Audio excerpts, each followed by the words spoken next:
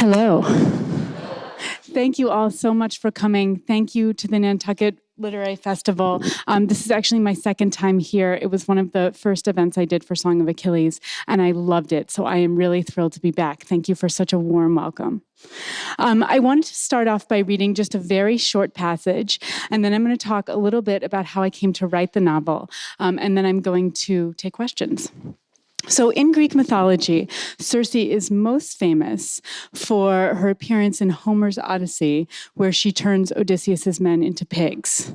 She is the first witch in Western literature, and she is also the daughter of the sun god Helios, so she is a minor goddess as well.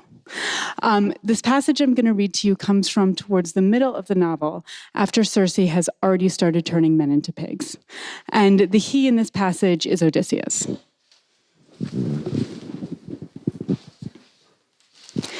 He asked me once, "Why pigs?" We were seated before my hearth in our usual chairs.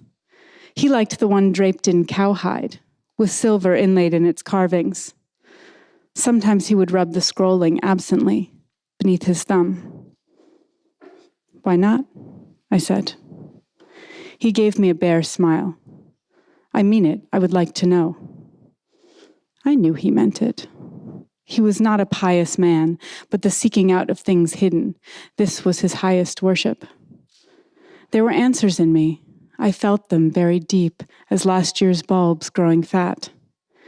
Their roots tangled with those moments I had spent against the wall, when my lions were gone, and my spells shut up inside me. After I changed a crew, I would watch them, scrabbling and crying in the sty, falling over each other, stupid with their horror. They hated it all, their newly voluptuous flesh, their delicate split trotters, their swollen bellies dragging in the earth's muck. It was a humiliation, a debasement. They were sick with longing for their hands, those appendages men use to mitigate the world. "Come," I would say to them, "it's not that bad. You should appreciate a pig's advantages. Mud slick and swift, they are hard to catch. Low to the ground, they cannot easily be knocked over. They are not like dogs. They do not need your love. They can thrive anywhere, on anything, scraps and trash. They look witless and dull, which lulls their enemies, but they are clever. They will remember your face." They never listened. The truth is, men make terrible pigs.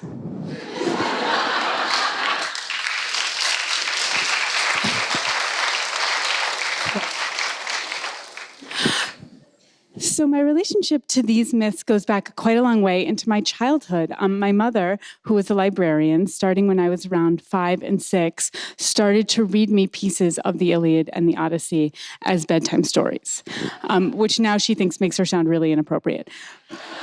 But I fell in love with them, and I actually have a memory of her reading the first line of the Iliad to me, which goes, "Sing, goddess of the destructive rage of Achilles," which brought so many griefs to the Greeks. And thinking, who is this person? Why is he so angry? Why is he bringing grief to his own people? And just immediately being sucked in. I feel I need to clarify that I also really like Dr. Seuss and the Runaway Bunny. But there was something about this that really grabbed me. And I think what spoke to me about it is the same thing that actually still speaks to me about it today, which is how incredibly human these stories are. That even though they have gods and monsters and fate and all these fantastical elements, really they are stories about humanity. And so the Odyssey, even with its witches and cyclopses, is really the story of this exhausted war veteran who is desperate to get home to his family. And then what happens when he gets home and sort of his struggle to re-enter his life once he's there. And so all of these stories are, I think, very timeless. Even though culture has changed, technology has changed, we have not changed. And so these are stories of human desire, longing, love, ambition, vengeance, grief, all the things that we still experience. And so lots of times people will say to me, "How do you make these stories so relevant?" I don't have to do anything at all. All I have to do is sort of imagine them, imagine my way into them, and it's all right there already. So after my mom kind of igniting this flame within me, I continued to read all the versions of the Greek myths that I could find once I could read them for myself. And I headed off to high school, where I had this wonderful Latin teacher who saw that I was obsessed with Homer and these stories, and who said to me, if you're willing to work hard, I can have you reading Greek in about a year. And I said, sign me up. And so in about a year, he and I were reading the Iliad together. And I had thought that I had loved these stories before, but getting to read them in the original was absolutely life-changing for me. It was a total revelation. I loved the poetry. I loved the power of the language. It was everything the translations were, but even more so. And I really fell in love. So I knew heading off to college that I wanted to continue to study these things. And in fact, I did. My first memory of Circe, though, comes from reading her in translation.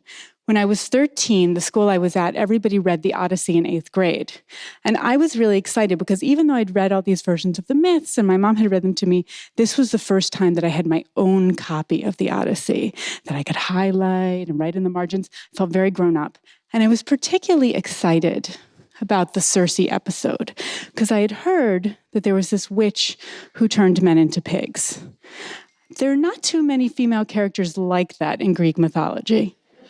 For the most part, the women of Greek mythology are literally just ciphers. They're this person's mother and this person's daughter and this person's wife. And if their story is really exciting, they might get to die at the end. But that's pretty much it.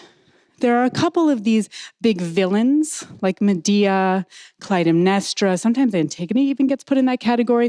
Women who sort of rain destruction down on the people around them. And they almost always have to be punished for it by the end of their story. But one of the things that was interesting to me about Circe is that she does wield tremendous power, but she isn't punished for it by the end of her story. So I was really excited to kind of see, well, who is this character? And I was also interested in the Circe episode because when Odysseus arrives on Circe's island, it's a really kind of pivotal moment in his own story. So Odysseus is the prince of Ithaca, and he and all the other Greek kings and princes and captains have set sail from their home kingdoms in Greece and gone to Troy to besiege the city of Troy and try and get Helen back, the wife of Menelaus, who is run away with / been stolen by, depending on what you read, Paris. And they spend 10 years besieging the city of Troy, and they can't take the city. And then finally, Odysseus comes up with the idea of the Trojan horse. So they build this giant hollow wooden horse. They stuff it with Greek soldiers. The rest of the Greeks sail away just out of sight. They leave it on the beach. The Trojans are fooled. They pull the giant horse inside the city, have a big party celebrating the fact that the Trojans are gone, that the Greeks are gone. Then they go to sleep. While the Trojans are sleeping, the Greeks come out. They open the gates of the city for the other Greeks to come in. And they finally sack the city of Troy. Now, sacks of cities in the ancient world were ugly and horrific things. So they would have killed all the men and boys. They would have taken all the women as slaves. They would have stripped absolutely everything of value that they could have stripped and burned everything else. With their ships filled with all those spoils of war, they sail back home. 2 years later, Odysseus is still not home. And in that time, from leaving Troy as sort of a conqueror, he has lost 11 of his 12 ships. All of his ships and the men on them pretty much seem to have made it through the war unscathed. But on the journey home, he loses over 500 men. So he just has 1 ship's worth left. So he and his men are exhausted. They're grieving. They're in shock and trauma because these men haven't just died sort of natural causes. They've died because they've been torn apart by cannibals. They've been eaten by the Cyclops. It's just been brutality after horror after horror. And then here they are on this lush and beautiful island. So they go to explore. Odysseus sees a little bit of smoke drifting above the trees, and he thinks, okay, someone must live here. So he sends a contingent of his men to go find out who is it who lives on this island. Maybe they can help us. Subtext, maybe we can steal from them. If you have read the Odyssey, you know Odysseus is basically a glorified pirate. He's constantly interested in how can I get more stuff, which is why he gets into trouble with the Cyclops in the first place. He and his men go to the Cyclops' cave, and his men are sort of like, everything here is really big. I think maybe we should go. And Odysseus says, no, I'm sure it'll be fine. They'll just give us a really good gift. So they stay in the Cyclops' cave. That's all. Odysseus causes that whole thing for himself. So they send this contingent of men, and they go up and they find this beautiful and palatial home. And out in front of the home, there are these tame lions and wolves just kind of hanging out. They're a little disturbed by this, but they continue on to the door, and they're greeted by this beautiful goddess who says, "Come in. Let me give you food.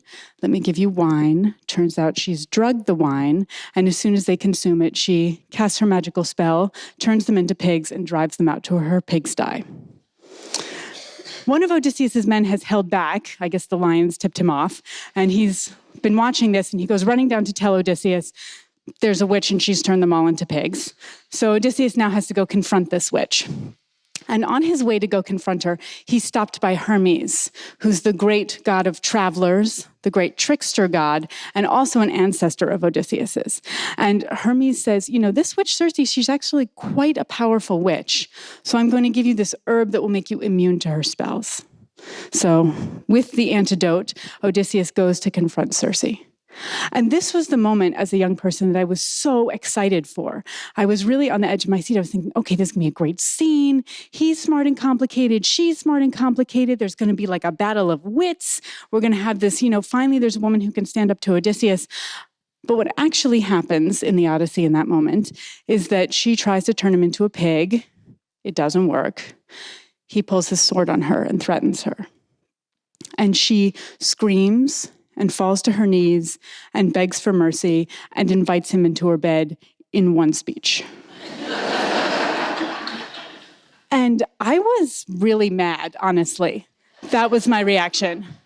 I was incredibly disappointed. I thought, that's it? That's all she gets? She gets this one moment, and then she has to literally be put on her knees in front of the hero. The phallic sword did not escape my notice. And I just felt like it was such a missed opportunity. Can't we, I understood he's the hero. We have to we have to clear the obstacles. He's going on his journey. She's an obstacle in his path. But it felt like I wanted her story to stand on its own and not just serve his. So this was not the last time that I met Circe, although I do think it was the seed for this novel. So after that, I went off to college and then to graduate school, and I ended up actually specializing in ancient literature and ancient epic poetry in particular. So I returned to Circe many more times as an older student. And as an older student, I actually noticed something different about her. What I noticed about Circe kind of in college and graduate school is that I think she's gotten a really unfairly bad reputation. I think when people remember her, they remember the pigs, understandably. And I think people also sometimes confuse her with Calypso, who is the other nymph whose name begins with the C, who sleeps with Odysseus on an island in the Odyssey. So I understand that confusion. But Calypso is the one who keeps Odysseus prisoner for 7 years against his will. Circe, after that moment, she and Odysseus kind of come to an understanding. They do, in fact, become lovers. And she says to Odysseus, I see that you and your men are exhausted and grieving. Stay on my island and heal as long as you need to. And they take her up on it. So for a year, Odysseus and his men stay on her island. She transforms his men that she's turned into pigs back into men, and she makes them younger and more fabulous than they were before as a bonus. And she feeds them and sort of hosts them in high divine style. And the Odyssey is filled with Odysseus sort of agitating to get home. Every place he goes, he's saying, I have to get back to Ithaca. We have to leave. It's time to go. We have to go. Circe's island is the only place that he is not eager to leave. And in fact, at the end of that year, his men have to come to him and say, are we ever going to get going? Penelope, Ithaca? And Odysseus says, okay, yes, you're right. And Odysseus goes to Circe and he says, okay, it's time to leave. And she says, great, here's what you need to know. First thing you have to do is you have to summon a dead prophet out of the underworld. So here are the sacrificial animals you'll need. Here's the dimensions of the pit you're going to have to dig. Here are the libations. And she launches into this incredibly specific and detailed information that basically you couldn't get except from a witch with a necromancer brother. So she gives Odysseus all this great information. He summons the dead prophet, and then she also gives him all this advice about how to get past the monsters ahead. She's the one who tells him how to get past the sirens, to put the beeswax in his men's ears. The sirens are the enchanting, sort of beautiful bird women monsters of Greek mythology who, when they sing, you lose your wits and then you crash your ship on their rocks, and then sometimes they eat you, depending on the story. And so she says, put beeswax in your men's ears and you will be able to get by. And she even goes further. She actually says, but for you, Odysseus, you leave your ears free, but tie yourself to the mast. And therefore, you will be able to get by the sirens safely, but you will still be able to hear their song. And that really stuck out at me too. Not only is she hosting them, not only is she helping him, but she really understands him, because that is exactly who Odysseus is. He is the most curious man in ancient literature. Of course he would want to know what the siren songs sound like. Of course he would want to be able to tell that story. He would want to go home and say, I am the only man alive who's ever heard the siren song and lived. He's going to, dine out on that story for the next 30 years. And she understands that that is part of his obsession, sort of knowledge and storytelling. And so she gives him that as a gift, which also kind of, that was very interesting to me, that she had this aspect to her. So part of what I wanted to do in writing the novel was also sort of go back to the Homeric vision of her, that she is frightening, yes, but she is also benevolent and healing and really thoughtful and wise and insightful. And so bringing that in. And then I think the other sort of small piece that really animated my imagination as I started to think about this as a novel is this throwaway description that Homer has of her. He calls her the dread goddess who speaks like a human, which really, for those of you who have read the novel, you know that one word, it's one word in Greek, audeasa, speaking like a human, became a huge part of the novel for me. As a novelist, I immediately started thinking about that line. Well, this is a character who is caught between two worlds. This is a character who would be kind of an outcast among the gods. Normally when the gods speak, it's like they speak in thunder and lightning. In the ancient epics, when a god talks to you, all the hairs on your arms stand up and on your head stand up because it's so eerie and terrifying. But she speaks like a human. So what would that be like to be a god who spoke like a human? So that was really important to me. And what I started to really think about in terms of her character was empathy. If you know the Greek myths, you know that the Greek gods are not overburdened by empathy. In fact, they are usually horrendous. They are selfish and petty and cruel. They are vengeful. If you make them angry, they will not just punish you, but your children and your children's children. They never get over anything. Every now and then, the fates will come in and kind of force them to get over something, but otherwise they will never get over it. And, pretty much today, if we were going to diagnose them, we would call them sociopathic narcissists.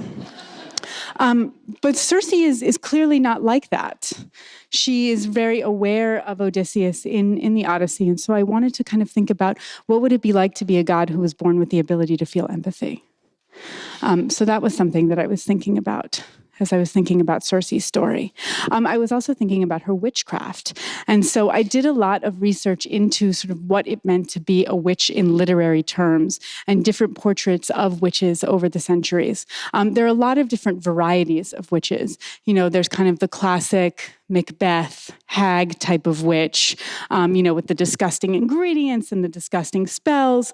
There's also the foreign witch, which you can see in Medea, or the character of Sycorax, Caliban's mother in The Tempest, or Tituba in The Crucible. It's sort of these characters their witchcraft and their foreignness kind of combines to become one terrifying thing. Of course, they're a scary witch. They're from someplace else, is sort of the feeling. Circe is kind of in more like the sexy witch variety, or the good witch variety, depending. And one of the things, though, that all these which is have in common, is that when we talk about witches, what it seems to me we're really talking about is women who have more power than society would like them to have. They have an amount of power that makes society around them uncomfortable. They have an amount of power that is not controllable or policeable by the society around them. And so that was something I wanted to think about in terms of Circe, that when we look at Circe, what we're actually seeing in the Odyssey is a total portrait of, male anxiety about female power. That's pretty much what Circe is. And so she has to be kind of tamed and regularized and brought into the story, and she becomes this helpmeet for Odysseus. But she represents sort of this fear that if women have power, men are getting turned into pigs. So I want to stop here. I see a lot of men out in the audience. I know none of you are pigs. I am certain. But I also want to address, because lots of times people will ask me, is the whole kind of sexist, male chauvinist pig, does that come from the Circe episode? And the answer is no.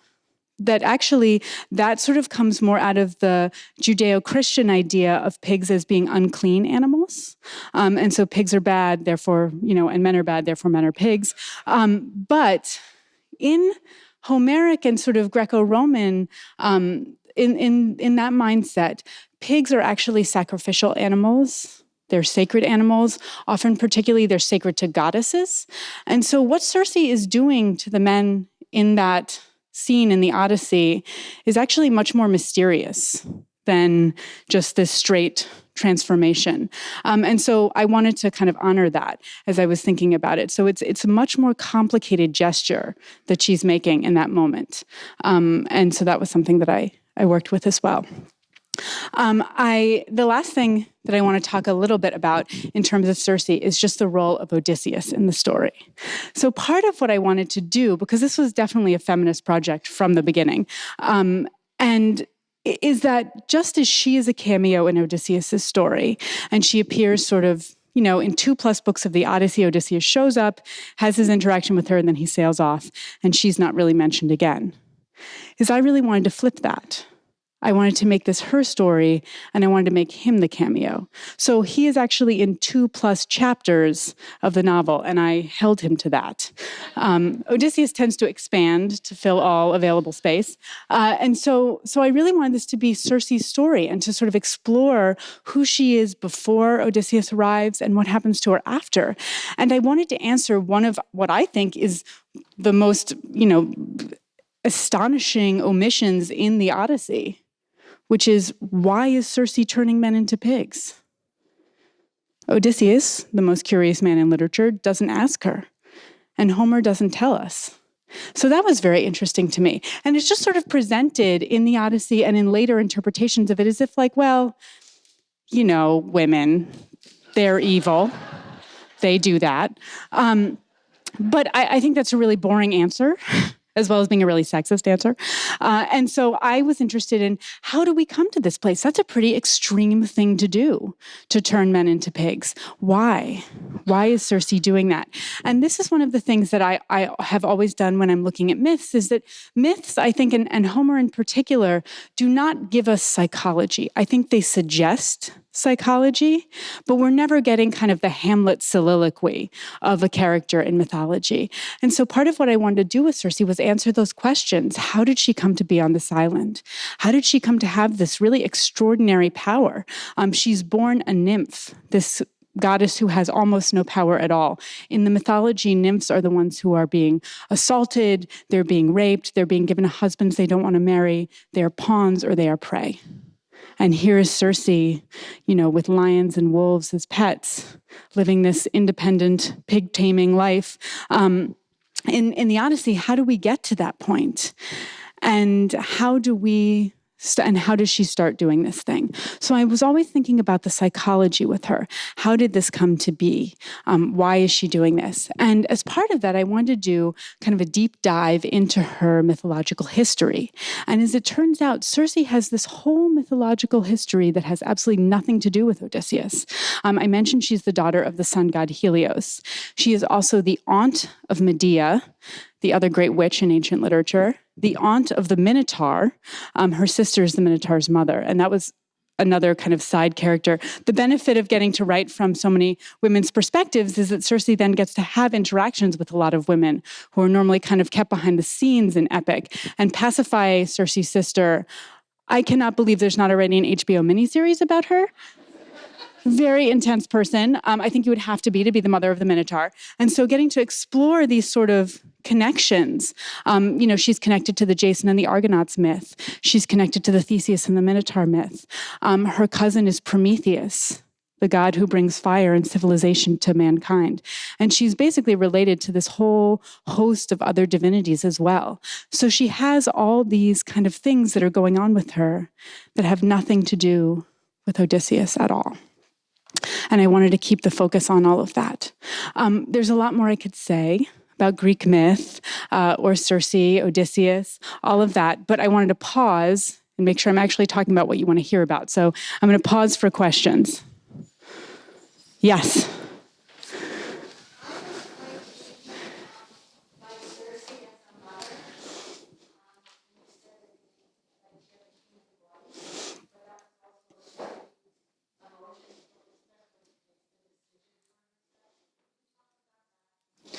Sure. The question was about Circe's motherhood.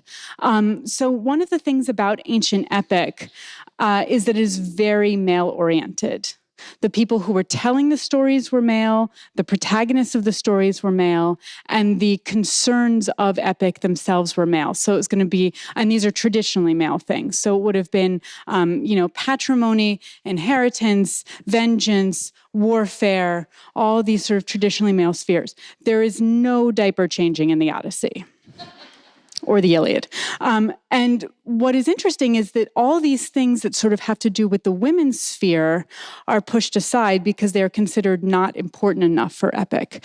Penelope's weaving gets to make a little appearance in the Odyssey, but that's an exception, and it's there to show how loyal she is to her husband. So again, it's sort of there to serve the male hero's story, not to honor her as an artist. So part of what I wanted to do in this story is I wanted to tell Circe's epic story, and I wanted to give her the same scope that the male heroes have had. But I also wanted to bring to light some things that have been kept out of epic because they have been considered traditionally female and therefore not as important. Gardening, crafts, and motherhood.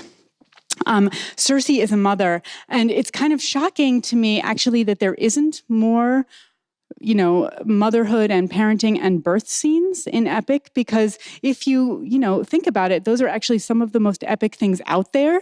They're incredibly high stakes. If you've been a mother, if you've supported someone through it, you know that this is, life and death, these moments. And so I wanted Circe to really have the full experience of being a mother.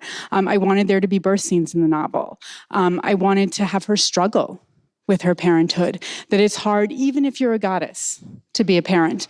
I have young children. Thankfully, my children are not demigods. But I think that feeling of sort of that I think all caregivers know of walking with the crying infant at 3 a.m. and the baby won't stop. You can't get the baby to stop crying. I feel like that's every caregiver or parent has experienced that feeling. So that was something that I wanted to honor. And I will add that, as a novelist, if you have the opportunity to write a Minotaur C-section scene, I do think you're obligated to take it. So thank you. Any other questions? Yes. Sure. So I am no longer teaching, sadly, book tour, writing, young children, and teaching. That was one thing too many. So unfortunately, teaching has had to go. I still tutor, and I would love to get back to the classroom. But when I was in the classroom full time, I loved to tell these stories. And in fact, I think that the Iliad and the Odyssey are best experienced having them told to you. So those of you who are interested in following up and maybe checking out the Iliad and the Odyssey on the audiobook, I highly recommend, because the Iliad and the Odyssey came out of oral tradition. These were stories that had been passed down and passed down and passed down. I don't even necessarily believe that Homer was one person. I think, it's kind of referring to the bardic tradition that led to the Iliad and the Odyssey today as we know it. So oftentimes I would just tell them the stories as a way of kind of getting them into it. And then we would go to the text and we would look at the text. But one of the things that's really different about today in the ancient world, in the ancient world, everyone grew up on these stories. So everyone knew all these names. Whereas, you get a ninth grader in class and you hit them with Diomedes, Agamemnon, Menelaus, and Penthesilea in like the first 5 minutes. That's a lot. And so I feel like if you're telling the story as opposed to sort of putting it on the page where they feel like, do I have to highlight this? I don't know. It just makes it, first of all, they're experiencing it like they would have if they were in the ancient world, but it also helps give them context to understand it when they are reading it. So I feel like providing that context is really important. The Iliad starts, and all epics start in medias res, in the middle of things. And so part of what I'm doing in the classroom is I would sort of be giving, okay, the Iliad starts in the last year of the war with this huge fight that's been brewing for the entire war. But usually I actually start with the marriage of Achilles' parents, which kind of leads into the entire war. Because it is at the marriage of Achilles' parents that they invite all the gods to come, except for the goddess of strife, who gets mad and decides to crash the party with a golden apple that says, "For the fairest" on it. So it actually is at Achilles' parents' wedding that the whole golden apple thing starts. So it's actually very neat storytelling. Yes. Circe, to me, very identifiable in terms of her humanity, her emotions. She felt very contemporary, and I was wondering, besides her witch powers, but I was wondering if you did that purposely. Sure. So the question was about how contemporary Circe feels, and thank you. I did do that on purpose. I very much wanted, but again, partially because I don't see, for me, the 3 millennia in between basically just vanishes whenever I look at these characters. I think women are still dealing with being silenced, being undermined, being kept from the halls of power, with people threatened by their power. I feel like all of these things we are still struggling with. And so I didn't feel like I was having to inject those things into Circe's story. I felt like I just allowed them to bloom when they were there already. One of the most horrifying things about Circe's story is that she is exiled. She lives on this island, and she has a wonderful independence from living on the island. Actually, her exile ends up being really positive for her because she's able to escape from much of her family. But it also makes her a target because women who lived alone were considered targets. And that's still something I think maybe a lot of the women in this room understand is, if you're walking late at night and you're alone, you start to feel like, am I a target? Right? Those are ideas that are still with us. And when I look at the ancient characters, I feel like I see those things just jump out at me. So I don't really feel like I'm inserting them. I feel like I'm just kind of allowing them to show. The character of Cassandra, I can't imagine a more contemporary character for what we're talking about right now in terms of women. Cassandra, the god Apollo, tries to rape her. She refuses. She's able to fight him off and refuse him. He curses her to tell the truth, but never be believed. And she spends the rest of her life trying to tell the story, and no one will ever listen to her. If that is not a metaphor for what a lot of women experience, I don't know what is. A lot of survivors, women and men, actually. So what's amazing is that the ancients knew all this stuff. In terms of Odysseus' own story, the ancients didn't have a word for PTSD, but they absolutely understood it. It's very clear if you read the tragedies, in particular the Ajax and the Philoctetes. If you look at the Odyssey, in fact, I think the end of the Odyssey is talking about how sort of soldiers are able to come back into their lives. There is a Boston psychiatrist whose name is Jonathan Shea, who spent his lifetime working with Vietnam veterans. He's also a classicist, and he's written 2 books about how he feels the Iliad and the Odyssey are basically about soldier experiences. And the Odyssey one is called Odysseus in America. I highly recommend it. And basically what he does is he sets modern soldier narratives against, real life soldiers from America who went to Vietnam against passages from the Odyssey. And it's amazing how he's able to show the parallels there. So again, I don't feel like he's putting something on there. I feel like it's all there, all this contemporary stuff, because it's still us. Yes. One thing that struck me about the book, really struck me, was that as I was reading it, there was a song in the back of the words. It was more like a song, present everywhere. And so I just want to validate something. You just said that you really enjoyed the oral tradition. And it seems to me that now the song that I was listening to while I was reading your book makes sense, because your whole oral tradition is a way of singing. Yes. Think about all cultures in the world. Yes. So is that right? Is that what that singing that I heard in your voice behind the book was? Your love for the oral tradition? It was, and first of all, thank you. That's a very handsome compliment. So the question was about sort of the voice and the cadence of the language. And you're absolutely right that when we talk about the Iliad and the Odyssey, these were originally poems that were sung. They weren't just recited; they were sung. In fact, the Iliad means the song of Troy. That goes into our English word ode.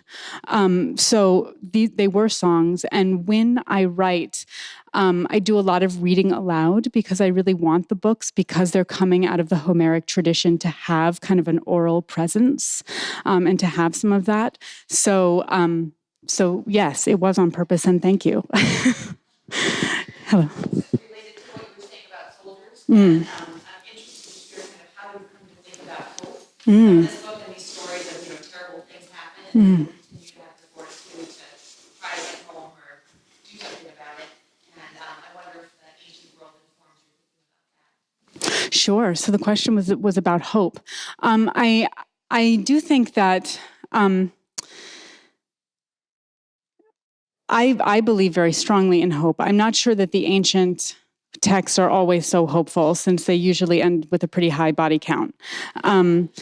But I feel that one of the things that really drew me to Circe is her incredible resilience, or what I imagined as her incredible resilience. She is a self-made woman, and the things that she suffers, she moves on from. And this is actually something that I think you see in the Odyssey, yes, with Odysseus, but also actually with Penelope.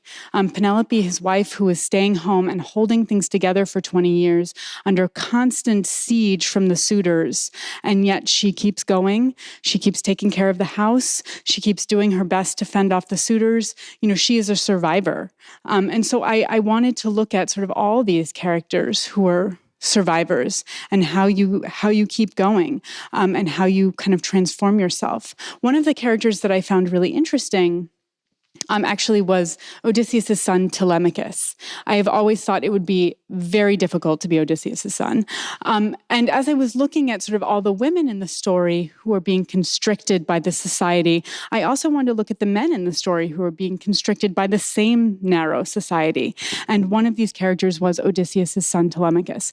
He does not want to follow in his father's footsteps. He wants to have a different life and forge a different path. And he's kind of struggling with the fact that he's being funneled into this, Homeric hero role when he doesn't really want it. He doesn't want to have his father's life, and he doesn't want to live by his father's values. So I also see hope there in allowing room for other voices. Yes. I just have a question about the mechanics of the novel, because while I was reading it, it seemed that the points that Circe interacted with mortal characters versus mortal characters read at different pace. And so I was just wondering, is that your way of conveying or conceptualizing how time is different for divine characters versus mortal? Yes, so the question was about the mechanics of the novel and sort of the scenes with gods versus the scenes with humans. I did want to have those have a different feeling. I spent a lot of time thinking about how gods experience the world. People have sometimes asked me, was it harder to write Song of Achilles because it has a male protagonist? No, Circe was definitely harder because she's a goddess. And so imagining myself into kind of someone who's lived for millennia, and how that would look, and to be surrounded by these characters who have pretty much infinite power. So I thought about that a lot. It actually took me 5 years to just develop Circe's voice. And that was kind of a piece of that, is that God perspective. And I would write things and throw them out and write them and throw them out. And I didn't really know what I was looking for. It was sort of like tuning an instrument. I was like, well, let me try it a little bit this way. No, let me go back this way. And finally, now I can kind of articulate what I was looking for, which is that I wanted her to have a very direct voice, because I think Circe is a very direct person. But I also wanted there to be this kind of alien strangeness to the voice that comes from being born in the halls of the, god of the sun and living for hundreds of years. So I definitely wanted the God scenes to have a little bit of that power of, feeling like your hair is standing on end, feeling like time is moving differently, feeling like you're just in this very alien place. Yes. In your research, have you come across any kindred spirits of women who saw these stories in a way that you've been seeing them? Yes, although actually, for the most part, the question was, did I come across any other, in particular, female writers who were looking at these stories the same way? So I cut myself off at around Tennyson. That's as modern as I go when I'm working on a book, because I don't want to be reading other modern versions of these characters. So when Circe was completely finished, then I went and read, there's an amazing Eudora Welty piece about Circe kind of as an artist, which I now love. There's some wonderful Margaret Atwood poems about Circe. There's a great Dorothy Parker about Penelope that I love. And so all of those stories, I had to wait until I was done, but I absolutely feel great kinship with them. I feel like they're thinking about a lot of the same things. But actually, what I was looking for, I found some kindred spirits just even in the ancient world, that this tradition of retelling from different perspectives and reimagining and allowing new voices to emerge, that's pretty much as old as Homer himself. So, Virgil and his Aeneid, you can kind of think of Virgil as like the original fan fictionist. Virgil's saying, let's do the Iliad again, but from the Trojan perspective. Let's make Aeneas the hero and the Greeks the villains. And so he's kind of doing that kind of transformation already. And the Tennyson I mentioned, there's a wonderful Tennyson poem entitled Ulysses, and it's narrated by Odysseus. Ulysses is the Roman name for Odysseus. And what it says is it has... it's this very inspiring poem and very quotable. It ends with the line about drinking life to the lees, and we're going to strive and seek to find and not to yield. It's this poem about how Odysseus has come home and he's gotten bored and he wants to go off again and have another adventure. And he wants to keep searching for the horizon and never give up and never stop learning and never stop experiencing. And so it is incredibly exciting. But as I kept reading that poem, he references his wife, Penelope, only as his aged wife, not even by name. And he talks about his son Telemachus, and he sort of has this line where it's like, well, Telemachus is boring and Ithaca is boring, so that's good. He'll stay home and take care of things here, and I'll go off and do something exciting. And that really spoke to me, actually. The more I read that poem, I sort of thought, wow, this kind of is my portrait of Odysseus. I think he would be incredibly hard to live with. And so, there were little things that were kind of chiming all through that I was thinking about. But I would highly recommend those poems that I mentioned by Eudora and stories by Eudora Welty, Dorothy Parker, and Margaret Atwood. I highly recommend. Yes. Okay. Yes.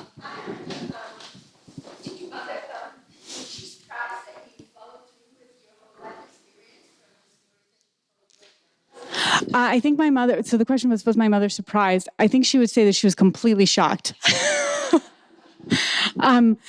Yeah, but I think she would probably also say, apparently, she told me this much later.